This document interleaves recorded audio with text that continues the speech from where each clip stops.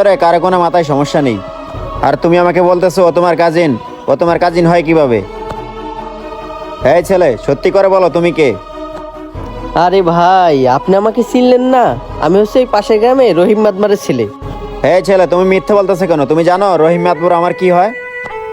সে আমার মামা হয়। তুমি মিথ্যে বলতেছো কেন? তুমি সত্যি কথা বলো, না হলে কিন্তু তোমাকে পুলিশে দেব। বুঝলাম না, কোনোভাবেই তো এড়াইতে পারতেছি না। এই তুমি সত্যি কথা বলতেছো না কেন? ভাই শোনেন, সত্যিটা হচ্ছে ও আমার গার্লফ্রেন্ড, আমি ওর বয়ফ্রেন্ড। এই তুমি সত্যিটা বলতেছো না কেন? হাই হাই, এবার মনে হয় সত্যি সত্যি ধরা খেয়ে গেলাম। ও আচ্ছা আচ্ছা, এই কাহিনী। কি ব্যাপার মিম? ও যদি তোমার বয়ফ্রেন্ড হয় তুমি আমাকে আগে বলনি কেন? আর আমি তো তোমাকে পছন্দ করেই বিয়ে করেছি, আর তুমিও তো আমাকে পছন্দ করেই বিয়ে করেছো। আর আমাদের তো ফ্যামিলির মাধ্যমে বিয়ে হয়েছে, আর বিয়ের আগে তো আমি তোমাকে জিজ্ঞাসা করছি। তখন তুমি আমাকে বলনি কেন যে এই ছেলের সাথে সম্পর্ক আছে? তখন যদি তুমি আমাকে বলতা, তখন কি আমি এই বিয়েটা করতাম? আর তুমি জেনে শুনে এই কাজটা কেন করলা? তুমি জানো না আমার এলাকায় একটা সম্মান আছে? তুমি আমার সম্মানটা কেন নষ্ট করলা? বুঝছি।